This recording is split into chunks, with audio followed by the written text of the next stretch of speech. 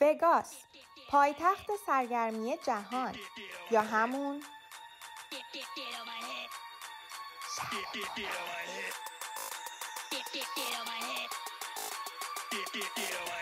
حالا چرا شهر گناه؟ چون اکثر آدما میان فقط برای مستی، پارتی، قمار و خوشگذرونی. البته وگاس خیلی فراتر از ایناست. لاس وگاس واقع در ایالت نوادای آمریکا هست و به خاطر هتل‌های با شکوه و کازینوها و سرگرمی‌های مختلفش معروف‌ترین شهر برای تفریح شناخته شده. لاس وگاس بزرگترین کازینوهای جهان رو داره. 1/4 درآمد این شهر از مالیات کازینوها و 3/4 دیگر اون از شوها، رستوران‌ها و اجناس لوکس تامین میشه. هر سال تعداد زیادی از خوانندگان مشهور اینجا کنسرت برگزار میکنن. آب و هوای لاس وگاس گرم و خشک و بیابونی هستش و اولین هتل ساخته شده معروف و بزرگ این شهر فلامینگو هست که در سال 1947 افتتاح میشه. فرض کنید یک شب اومدید وگاس و وقت زیادی ندارید. با من باشید تا یک سفر کوتاه یک شبه در اینجا رو تجربه کنید. اول از همه به اسفیر، این سازه عجیب و جدید سر میزنیم. با هم به داخلش میریم و با ربات‌ها حرف میزنیم و شوی حیرت انگیزش رو تماشا میکنیم. بعد با هم دیگه به چرخ و فلک بزرگش میریم و کل وگاس رو تماشا میکنیم. به بافه‌های خوشمزه و با کیفیتش سر میزنیم و به چند تا از هتل‌های جذابش از جمله سیزر پلس، بلاژیو و کاسموپولیتن سر میزنیم. وقتی وارد لاس وگاس بشی، از همون بعد به ورود در فرودگاه با دستگاه‌های بازی کازینو روبرو میشی و این داستان ادامه داره تا همه جا. حتی وقتی میخوای توی بار بشین یا نوشیدنی تو سفارش بدی، بازم از این دستگاه‌های کوچیک بازی جلوت گذاشتن.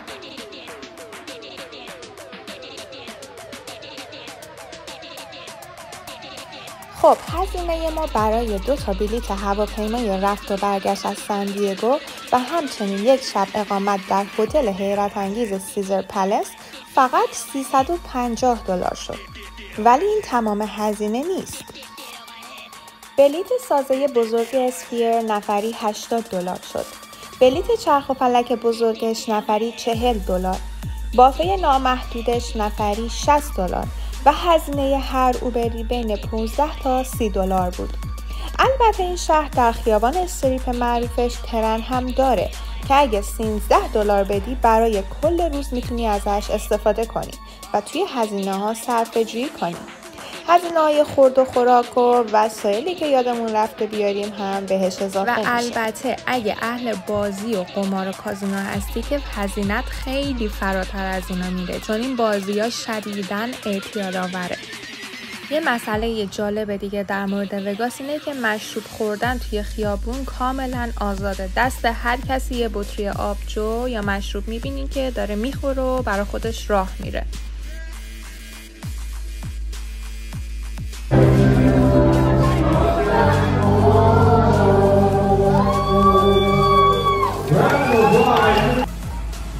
باختی 34 سنت. $50 گذاشتی؟ 34 سنت 34 سنت بهت برگردونم در عرض 5 دقیقه. خب بریم سفرمون رو شروع کنیم. اول از همه میخوایم سوار این چرخ و فلک معروف وگاس بشیم. های رولر با قطر 167 متر دومین چرخ و فلک بزرگ دنیاست. سال 2014 افتتاح شده و دارای 28 تا کابینه که گنجایش 40 نفر رو داره. هر کدوم از این کابینا گنجایش 40 نفر رو داره و هر دورش تقریبا نیم ساعت طول میکشه. از این بالا تمام شهر وگاس به قشنگی پیداست، از جمله هتل ترامپ و اسفیر. واقعا هر جا که نگاش کنی این موجود یه جذابیت خاص دیگه ای داره. از اونجایی که اکثر بافه های هتل ها رزرو بودن، ما یه بافه سر راهی رفتیم که واقعا همه چیزش با کیفیت بود و تا زمانی که این برگه‌ای که الان نشون میدم و بر نگردونی به طرف نه دیگه نمیخوام، همچنان برات انواع گوشت تازه و داغ میارن سر میز. بافه سالاد و سوپ و غیره هم داشت، همینطور غذای دریایی و هزینه همه اینا با همدیگه فقط شد $100. بریم هتل سیزر پلس. این هتل انقدر بزرگه که توی دوربین جا نمیشه، طوری که از در هتل تا اتاق خودش 10 دقیقه پیاده روی داره، اونم اگه گم نشی. 3348 تا اتاق داره. تمش امپراتوری روم هست و پر از مجسمه و سقف‌های نقاشی شده است. اینجا هم راهروشه، ولی متاسفانه یادم رفت از داخل اتاق وقتی تمیز و چیده بود فیلم بگیرم، ولی عوضش از یکی از دستشویی‌هاش فیلم گرفتم.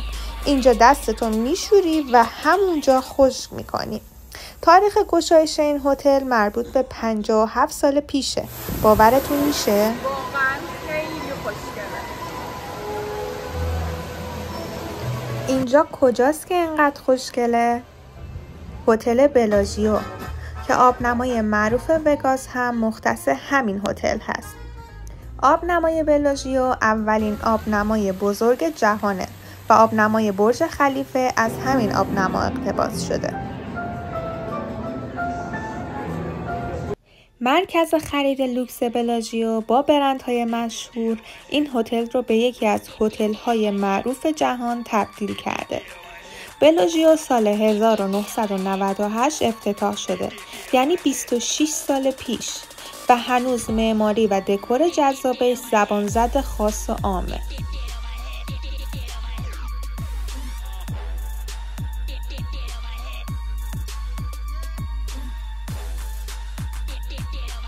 اینم هتل کاسموپولیتنه که پر از نور بنفش و شیشه کاری و لوسترای بزرگه و وقت نیست که دیگه در موردش توضیح بدم.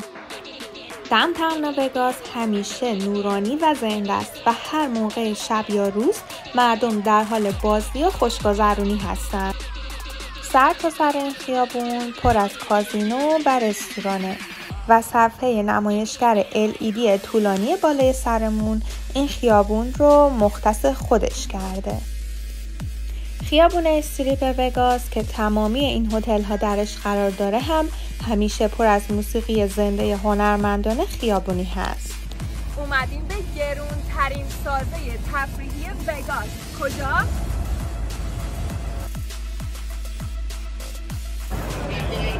دونه به دونه اینا رنگ عوض میکنه و اون شکلایی که ما از دور میبینیم و تشکیل میده. دونه به دونه این دایره های کوچولو هست که اینجا میبینیم. اینا نه یا نزدیک صورتم چیکار میکنی؟ تو پول نخوری؟ خب اومدیم اینجا بلیتمون رو تحویل دادیم و اول از همه با ربات ها یه گپ و گفتگویی کردیم. Anyway, I want to teach you. May I? Please do. I want to teach you what does it mean salam.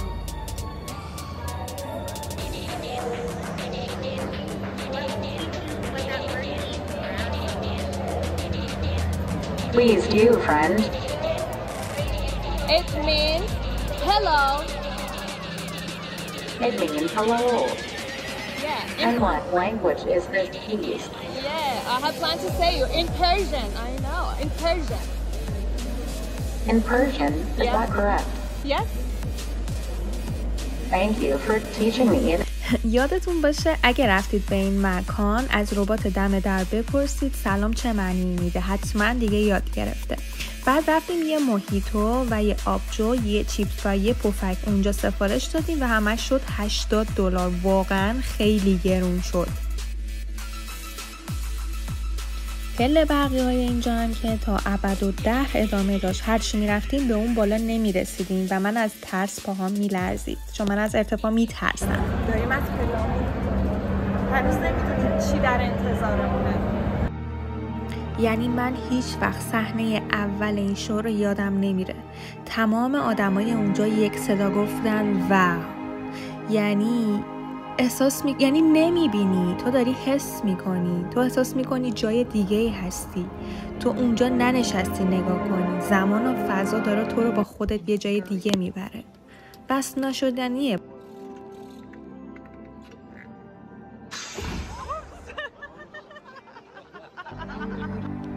این سازه 115 متر ارتفاع و 156 متر عرض داره و بزرگترین سازه کروی جهانه.